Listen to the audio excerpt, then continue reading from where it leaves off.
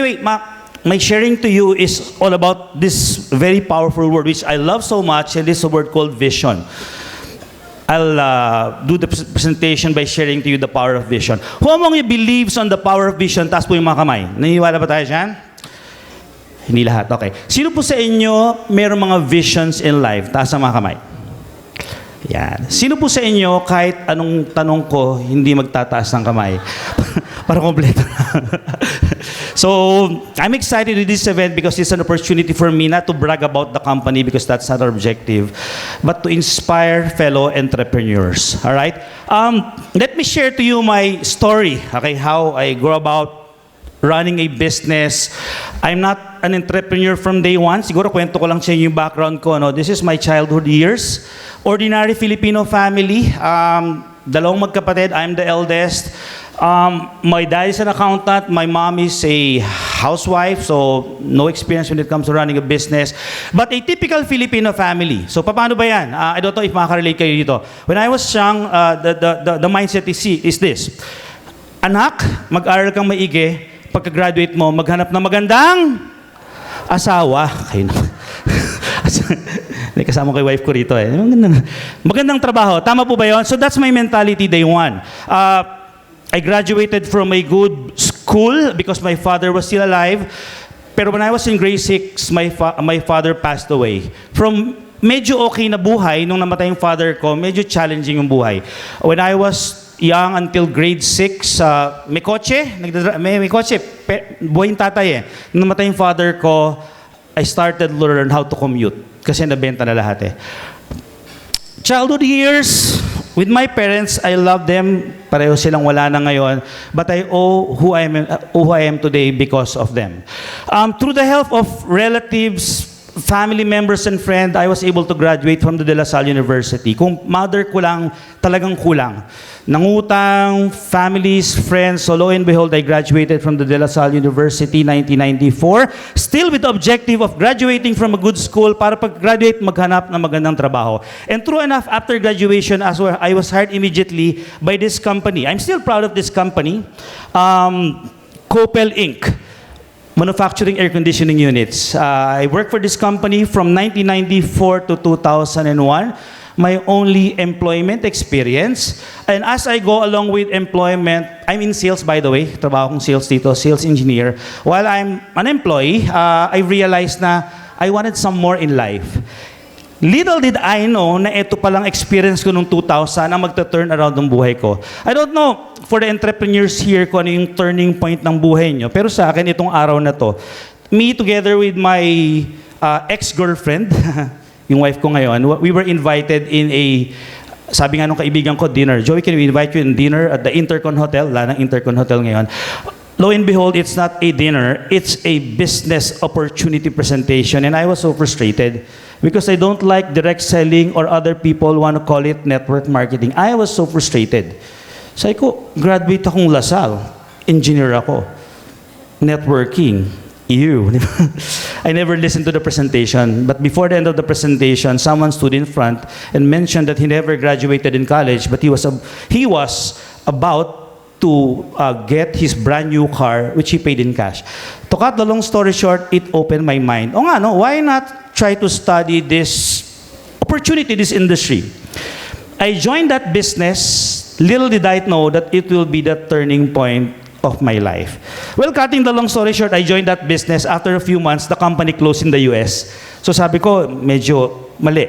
Pero I saw the opportunity that there's a beauty with this business called direct selling if tama ang produkto at tama yung mga nagpapatakbo. So what I did after joining this business, I decided to talk to my boss and tell my boss, I quit. I resigned from my job and decided with 14 other people to set up our first company. 2001, when we set up our first company, the name is MIB. Sikat kasi yung MIB that time. If inabot nyo pa, yung movie na MIB. So we decided to set up MIB, Millionaires in Business. Cutting the long story short, 15 partners with no capital. Nangutang lang kami ng 1 million to a person. After a few months, so bayaran namin. That's how we started. But the company lasted for 2 years with 15 partners. So eto si Joey, hindi, laban pa tayo. 2003, we set up another company. 2 years na naman. From 15 partners down to 10. After 2 years, naubos yung mga partners, 2005 to 2007, 2 years na naman.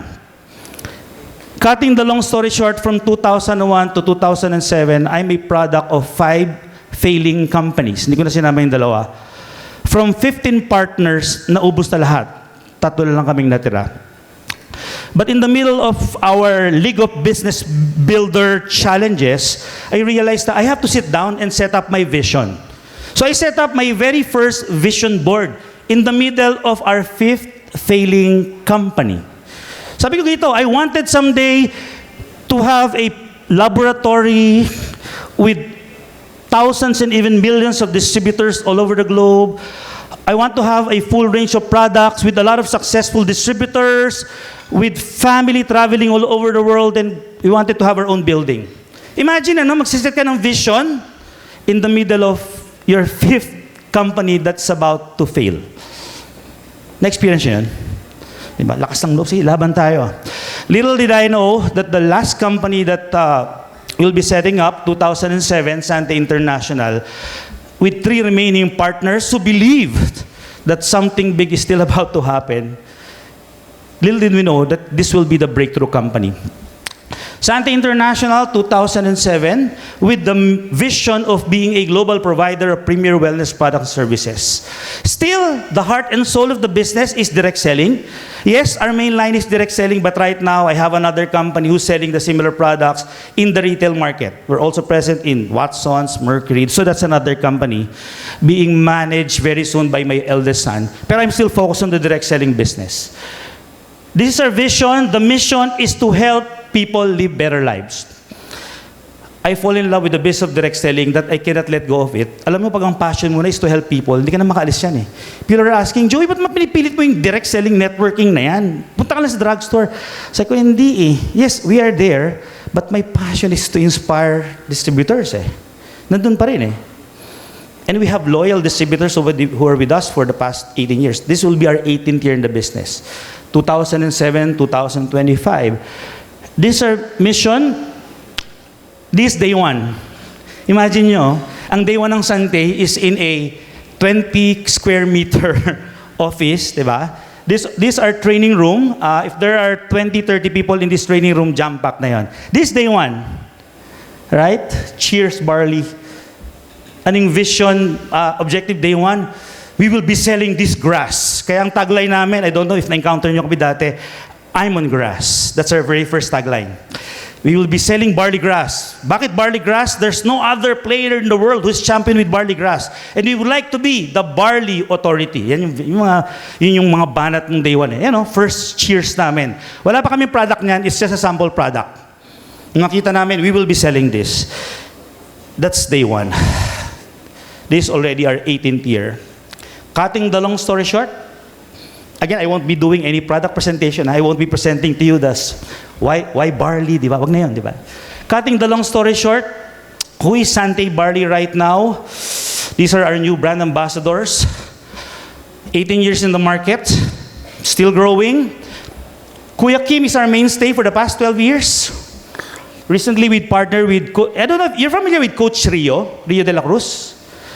Siya yung number 1 when it comes to running. Siya yung best in the Philippines. So right now, sali kayo ha. We have the biggest running event in the country called the Sante Barley Trilogy Run Asia.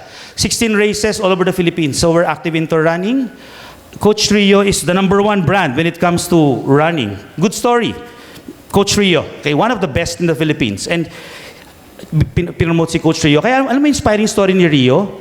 Rio is an ordinary person from UP. Pinromote ko lang. Because right now, Rio partly owns Sydney Marathon. And right now in the Philippines, he has 95 races. That's the reason why I partnered with him as a brand ambassador. He has a good story. And of course, Vic and Vice. Why am I presenting this? Because this is the first time that Vic and Vice partnered in one company. First time namin pinagsama. This is who Sante is right now. Flagship product is still the Sante brand, different variants. Kompleto na, 9 variants of barley grass. Of course, we have other products in the market. So one thing that I would like to, of course, brag about, our Philippine headquarters is in Ortigas. We already have our own building. Alam niyo yung vision board kanina, 4-story building, sabi ko mali ako, I should have put there 7, 8-story building. Kasi 4-story building, so what we have built during pandemic is a 4-story building also.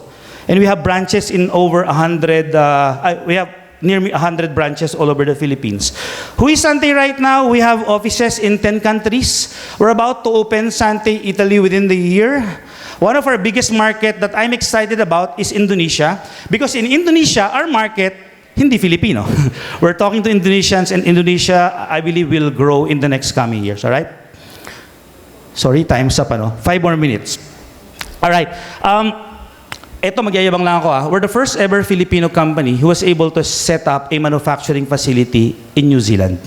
First ever Filipino company, and we're proud of that. And I hope that someday Filipinos will also be proud of Sante International because we will be bringing the brand of the Philippines globally. All right? Let me end by sharing to you, bibilisan ko na lang po. Let me end by sharing to you this, okay? The greatest danger for most of us is not that our aim is too high and we miss it, but it's too low that we reach it. Let me just present to you quickly Sante in the next 10 years. My vision. Number one, we're believing that we will be setting up our manufacturing facility in the Philippines soon. We have a manufacturing facility in New Zealand, and we will be expanding it next year. We will be having world-class laboratories. We will focus on digital transformation and maximizing artificial intelligence. We will be open in 30 countries in the next 10 years. We will be developing world-class distributors, not only Filipinos, but global players. Big dreams will be fulfilled in Sante in the next coming years. The world will be our playing field. The world will be a Filipino company's playing field. We are Team Sante. We are designed to succeed, and we are destined for greatness. And if it will happen to us, I know that it will happen also to a lot of Filipino entrepreneurs. Do you believe that Filipino entrepreneurs can rise and shine up to the global market? Kaya ba natin to? We can just work hand in hand. We can partner with one another. There's no such thing as competition here. It's cooperation and partnership because together we can build businesses not only in the Philippines but globally. Thank you very much for your time. God bless you all.